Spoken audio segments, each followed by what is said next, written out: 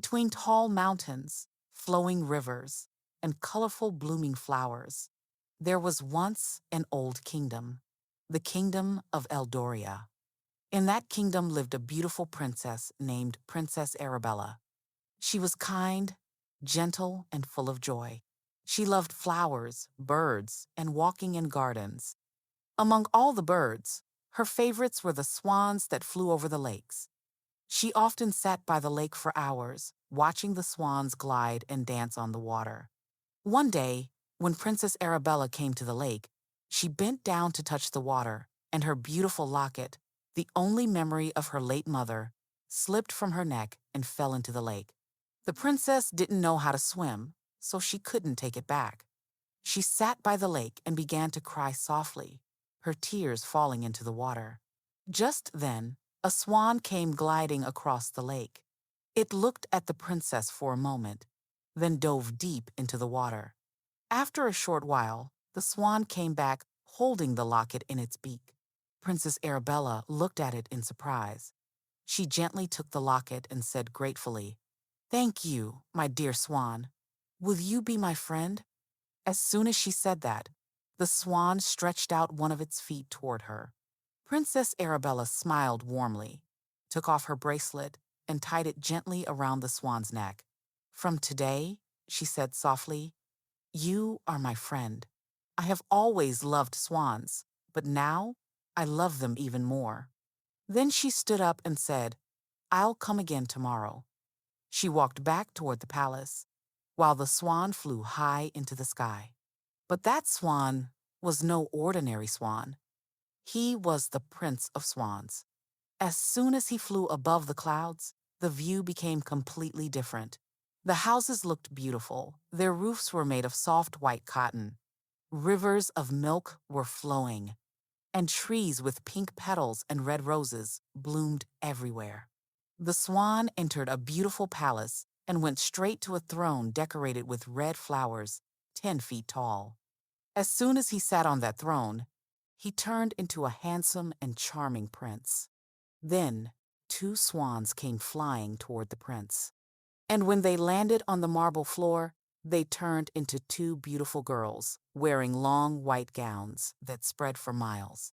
One of them began to fan the prince, while the other poured juice into a silver glass and offered it to him. Then, another swan came flying and landed beside the prince on the throne. As soon as she sat, she turned into a queen.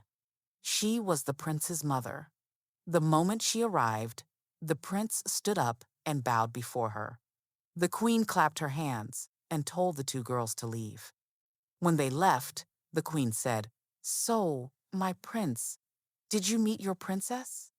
The prince smiled and replied, "Yes, mother." The queen asked softly, "And did you tell her what's in your heart?" The prince lowered his eyes. "No, mother. When I stand before her, I lose all courage. I can't tell her what I feel.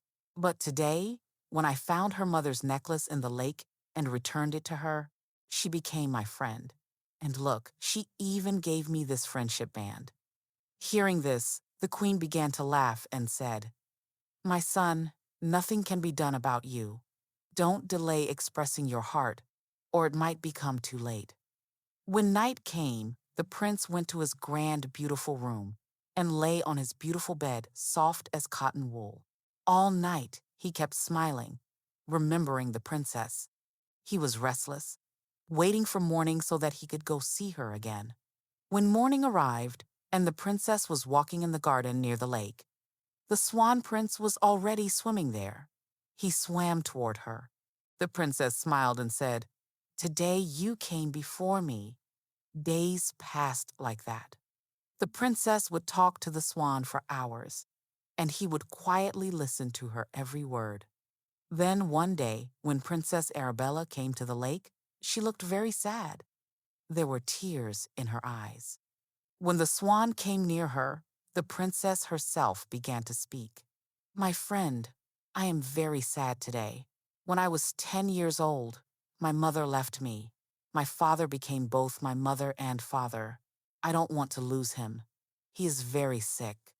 Seeing tears in her eyes, The swan could not stop himself and said, "My dear friend, don't be sad.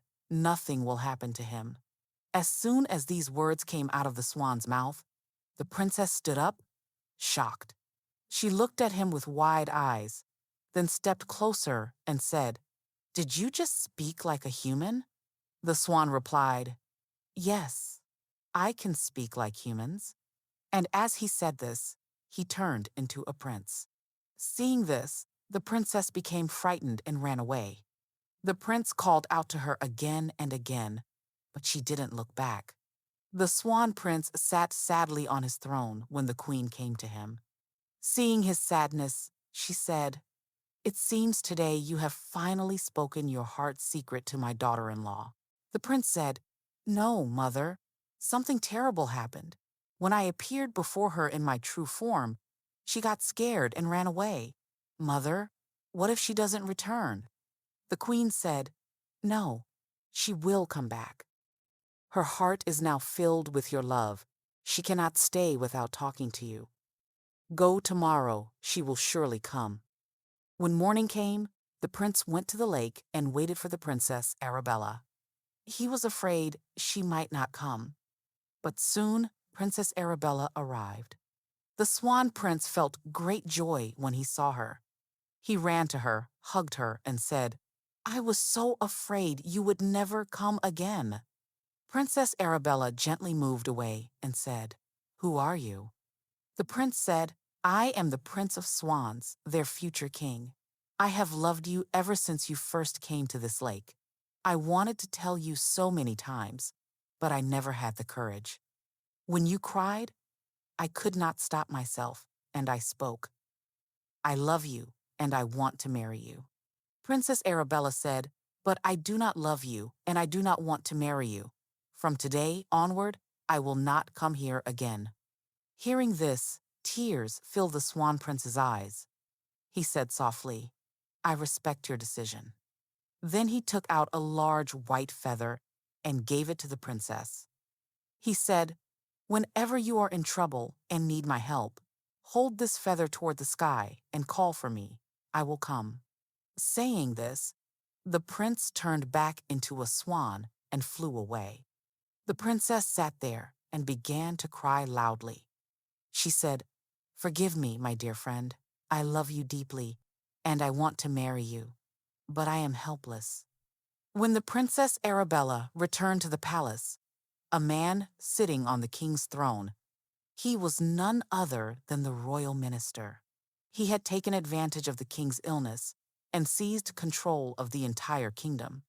He forced the princess, saying, "If you don't marry me, I will kill the king." That was why the princess had refused to marry the swan prince. The minister said, "Princess Arabella, you are very wise. You did well to reject him." Arabella, crying, said, "Yes, I refused him. Now please free my father and let him be treated so that he may recover." The minister said, "Of course, once you and I are married, I will release the king. Tomorrow we shall be married, and then the king will be free forever." Princess Arabella went to her room, lay on her bed, and wept bitterly. When night fell, she left her room to walk in the garden. There, she heard the minister speaking with another man. "When the princess and I are married tomorrow," he said, "kill the king. If that old man recovers, everything I did to gain this kingdom will be useless." Hearing this, Princess Arabella was terrified. As soon as morning came, she held the white feather toward the sky and said, "My dear friend, please come to me quickly. I need you desperately." The moment she said this, a bright light appeared in the sky. This time, the swan prince didn't come as a swan. He came as a prince, sitting in a chariot pulled by swans. He landed in the palace garden. When he stepped out of the chariot, Princess Arabella ran to him, hugged him, and told him everything. The prince was furious with the minister. He drew his magical sword and went to the throne room where the minister was sitting. The moment the minister saw the swan prince, he stood up. A fierce battle began between them. Finally, the Swan Prince struck the last blow and cut off the minister's head. Then, the Prince and Princess Arabella went to the king, who had become very weak. The prince took out a small magical bottle of water from his pocket. He poured a few drops into the king's mouth. As soon as the king drank the water, he became perfectly well. The king smiled, took Princess Arabella's hand, and placed it in the prince's hand. Their wedding took place soon after. The two sat in the swan chariot and flew away to the prince's world. There, they were welcomed with great joy and celebration. According to their royal customs, their wedding was held once again grand and beautiful. And from that day on, Princess Arabella and the Swan Prince lived happily ever after. If you liked my story, please like my video, subscribe to my channel, and don't forget to press the bell icon so that you can receive notifications for new stories first. Thank you.